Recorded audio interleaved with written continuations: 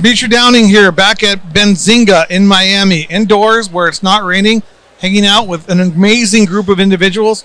It's like the who's who of the national cannabis industry has come to Miami to hang out indoors for the day, which is kind of cool. I'm here with my co-host, George Stanche, Pure 5 Extraction. Better, faster, cheaper extraction. Better, faster, cheaper. If you're not using Pure 5 Extraction, you should consider changing ASAP. But we grabbed another cool individual to join us. He's an old friend, sort of. We met so many times over the years, and we don't know that much about each other. You know, I don't know, unless this is the night I black out or something. but Curtis from Frost PLLC, which means, what does PLLC mean? Professional Limited Liability Company. Okay, why am I blanking on that? Because I knew LLC. I went to Not a lot of states have it. Yeah, or I don't actually know how many states, but there's some that don't. I feel as if I should know that because I went to law school, but my mind's blanking me right now. I've had like 5 cups of coffee and I've been up for a long time. So Curtis, how long have you been involved in the cannabis industry? I got involved in the cannabis industry late 2011. 2011. So you're like one of the OGs of the cannabis industry. I mean, I've been around for some time, but I don't know if I'm an OG or not. I know everybody knows you. Everybody looks at you like one of the leaders, like one of the experts. Let's let the audience know a little bit about your journey, how it started, and how you got to where you are today. Okay. Well, in the cannabis space, I mean, I'm CPA. Frost is a full-service accounting firm with offices in Arizona, Arkansas, North Carolina, Florida, and Colorado. I entered into the cannabis space late 2011 with some clients that were not in the cannabis space prior, but real estate developers, and they started getting into the cannabis space. And at the time, most accounting firms weren't servicing cannabis companies because there was a risk of losing your license at that time. I think it was about 2014 when Colorado changed that to make sure that this industry can be served without a risk of a CPA losing their CPA license. But that's how I started getting involved in the business, and it's kind of stuck with me over the years, and ventured out away from Colorado, and now we have clients in 24 or 27 states spread out, and they continue to grow. Either new clients coming in, or a lot of the clients that partner in or expand into other states themselves. So you're based in Denver still? Is that where you said? I still have an office in Denver. Our office headquarters is in Little Rock, Arkansas. So that's our main office, is Little Rock, Arkansas. It's kind of a unique place for it. That's like Bill Clinton country. I like that. So, but you're based out of where? Both Little Rock and Denver. So you travel a lot? I do. I see you at the conferences, but for work, you're actually home based to travel a lot. Yeah. So, and I travel most weeks. Not every week, but quite often, because as clients start moving into new spaces, or they're acquiring other businesses, M&A deals and that kind of thing, if we're doing due diligence work or audit work, then we'll go visit those clients. Missouri's been a busy place for the past couple years, so we kind of go where we're needed at the time. And as these businesses mature a little bit, there's a lot less that you have to necessarily be on site for. So Frost, is that what percentage of the accounting business is cannabis? What is that? Is like full cannabis, all cannabis? I don't know much about Frost. No, Frost has been around for about 50 years. Started and still is a very strong agricultural firm, and that's what it is. So cannabis itself, I mean, while it's a good business for us, and a very strong business, and it's primarily my business, I'm almost 100% in it. What's the other percent? Well, I mean, I have some things that I still do outside of it. Some other work. I do media work and in the media industry and a lot of different industries, and still agriculture. And but there's a lot of demand in the cannabis space. I've been in it for long enough that it's continuing to absorb more and more of the time, and it's a huge area of growth in our firm. And you guys have a number of other people that work with you. I assume you have teams that work with you. Yeah, we have groups. We have some We do have some dedicated individuals, mainly on the tax side. When it comes to audits and so forth, our audit group, we don't have a dedicated team that's just for cannabis and audit. They work across other industries. Our M&A guys and due diligence and so forth, they're not necessarily dedicated, but we have resources with all our offices around the country. We probably have, I want to say, somewhere around 150 professionals in our organization. So it gives us good reach. That's incredible. And there's a lot of young entrepreneurs, people just getting into cannabis, and they don't know how important it is to keep proper books. And that is everything. And I can see that. And the reason I bring that up is because I think that there's going to be this massive wave of individuals trying to go public as soon as federal legalization happens. And I keep telling themselves, people that prepare themselves for that 1, 2, 3 years in advance, because you never know when 6 months from now Biden might say, "Fuck it, it's all over," and then regulations, rules, laws change, and so the publicly traded markets will be available. There'll be a flood of capital coming into this industry, and individuals should be prepared for that. So I always tell people, books, financial, audited financials, all that kind of stuff. Make sure you have a great CPA firm. Is that the kind of stuff is that like good advice? It's very good advice, and I'm not an expert. I just host a podcast. No, it's good advice. It's an interesting industry in that respect. I mean, there's a lot of companies that are being proactive in their plan to either go public or be acquired, and that's where we're working with them to have clean financial statements, audited financial statements, so they can go forward. And I will tell you, that's one of the unique things. I mean, we could talk about New Jersey, we could talk about Maryland, we could talk about New York or anything, but there's a lot in the past couple of years also in like the state of Missouri where, you get these license applications, the licensees then win their license, and they are giving it time to open up, start selling their product, everything like that. Accounting is not the first thing that they think about, or their structure or what they're doing there. But usually after they finally get their feet under them, it's good to get that in place. I mean, you're already dealing with the 280E issue and taxes and everything like that. So there's a lot to get in place at a very rapid pace to get it, and then trying to get those books there. And so a lot of them are coming in here with, possibly wanting audits, and they're not quite prepared. So sometimes we'll have to go either from ourselves if we're not doing the audit, and look for another accounting firm to help with an audit prep, or we'll audit prep for another firm. We can't do that for them. What makes the cannabis accounting different than the normal accounting? What our listeners need to know about? Well, some of them wants to get into the cannabis, so what they're gonna see the first obstacle? Well, I mean, there's a couple of factors that can be in play there. I mean, in terms of how their operations might keep their books, and a little bit different than another industry, might be their tax strategy and trying to do what they can do to help mitigate the effects of 280E. Others strictly are looking to have it as any other business, and it wouldn't be necessarily different. But that tax issue, I mean, that's right now on the forefront of everything. Until something happens and 280E goes away, or it's delisted, or something, then that's a huge impact on the success of a business, potential success of. Do you have this? Who does your taxes? Should be Frost, but who does Pure 5's taxes?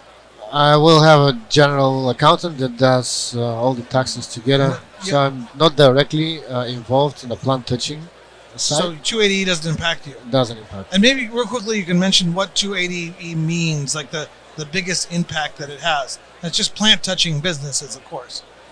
So. Yeah, so 280E, as you know, for plant touching businesses, really it's a law that's in place that was put in place in 1982. That at the end of the day, the IRS or the U.S. government has said you can't take deductions against your income when filing and paying your income taxes. Right, and that's just for plant touching businesses. That's correct. Yeah, that has something to do with some sort of like criminal thing. I forgot what it was. I should know this off the top of my head, but I don't. practice in the space. So you work with your clients range from extraction companies to cultivations to delivery to distributors to manufacturers to brands to retail. You all over. All over the space in this industry. Most of them are, there are some single store dispensaries depending on what they have, and usually in states that are very limited license states. But most of them are vertical operations, fully vertical in some respect or another. But we work with MSOs, SSOs. So we have kind of a whole range. What's an SSO? Oh, same store, same state. Same state operator. Yeah, instead of multi-state. Yeah. Why? Yeah, I guess I shouldn't have just thrown out SSO. No. I mean, everybody says MSO, MSB, multi-state brand. Yeah. But SSO, same state operator. Yeah. Okay, that's cool. That's interesting. I learned something today. I didn't know that was an acronym, but it is. In the I CPA thought maybe world. it is. I hope. Well, it is maybe now. I made it up. SSO. So you work with all these individuals, and they're as he was saying, they're unique. They uniquely have to confront 280E. That's something that's very unique to the cannabis industry. What do you? Everybody was always talking about the Safe Banking Act and how that would pass and everything would be solved and that would fix the 280E problem. I don't think the Safe Banking Act would solve the 280E problem. It's not intended to. I think it's just intended to help keep the issues that we have in the amount of cash that has to be carried by a lot of these businesses and allow it to be banked. But in its current form and in forms that I've seen before, it's not there necessarily to remove cannabis from Schedule 1 or 2 drug.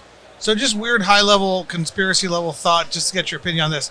There's people out there that would say, the federal government wants to keep it the way it is because they're making a fortune in taxes right now.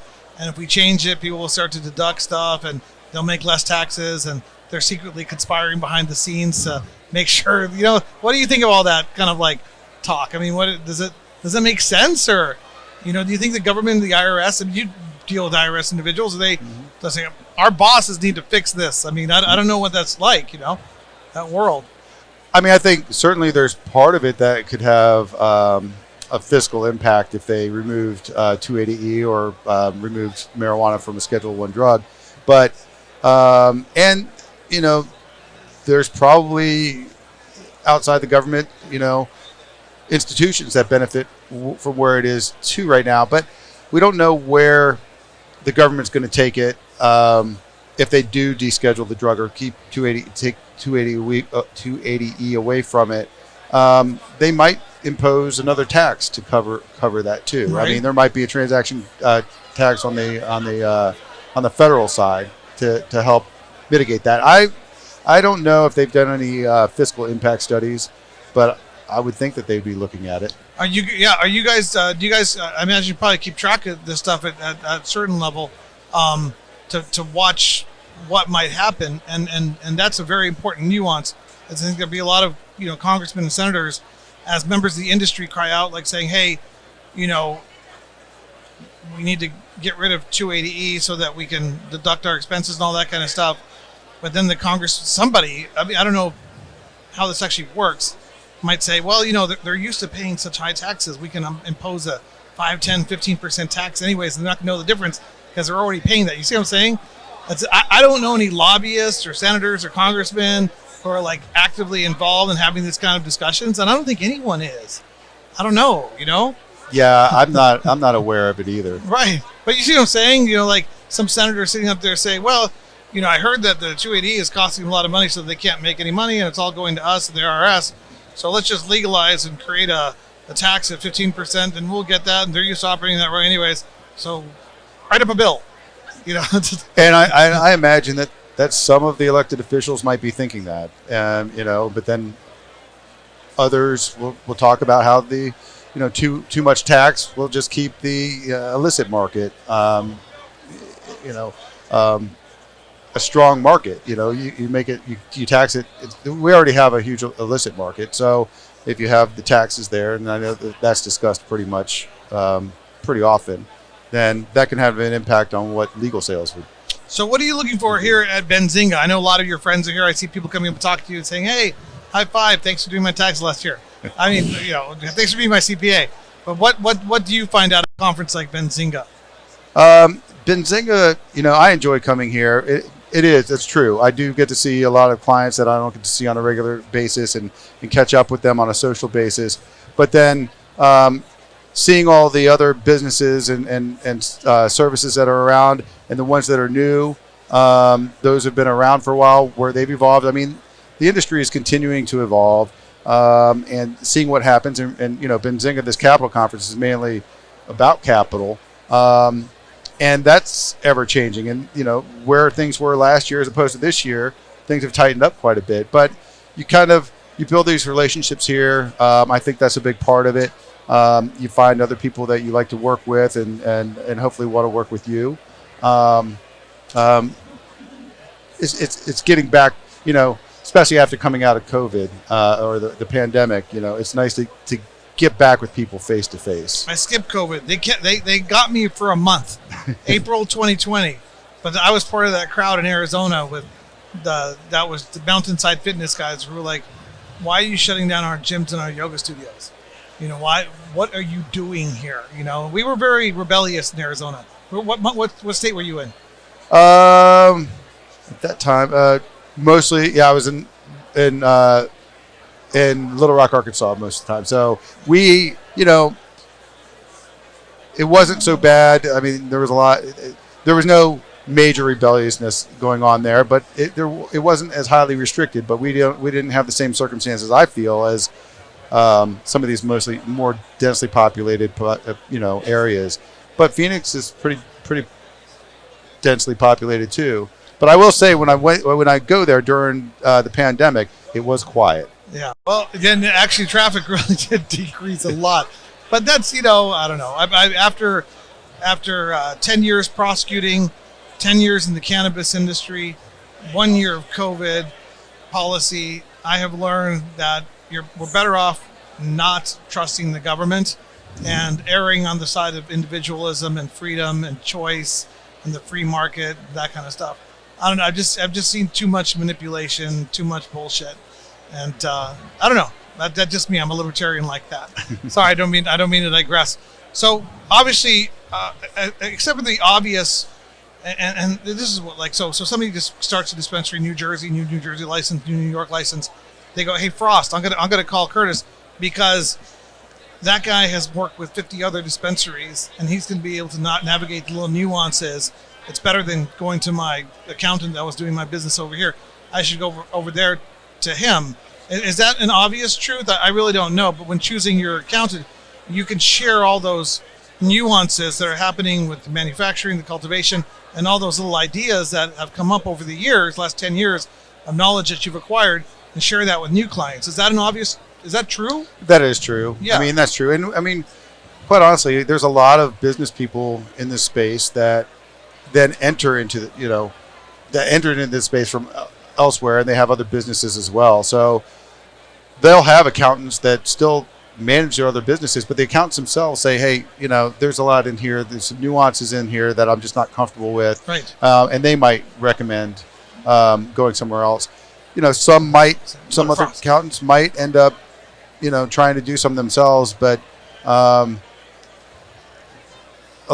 get a lot of them coming to ask a consultant and then review returns and then saying it'd be better if they have somebody. It's just like any other industry. There's a lot of industries out there that, nuances. There's farming and things like that. There's nuances in that, that agricultural business that there's different rules. Right. Well, that's great. I'm glad that we got to introduce you to people out there so they know who to reach out to first. I know with Mita, we're not plant touching, so I don't know. Who even have a CPA? I don't know. It's such a small thing that it doesn't matter. We lose money anyways. So what the hell, Anyways, sorry, I digress. But anyone who's out there who's listening to this and wants to reach out to Curtis because you do have that level of expertise and you've dealt with all these different scenarios, which their accountants or CPAs aren't used to dealing with. It's actually a great idea, and I really, really appreciate you joining us so that we can share that with people. How do people get in touch with you? Well, you can email me at CWINAR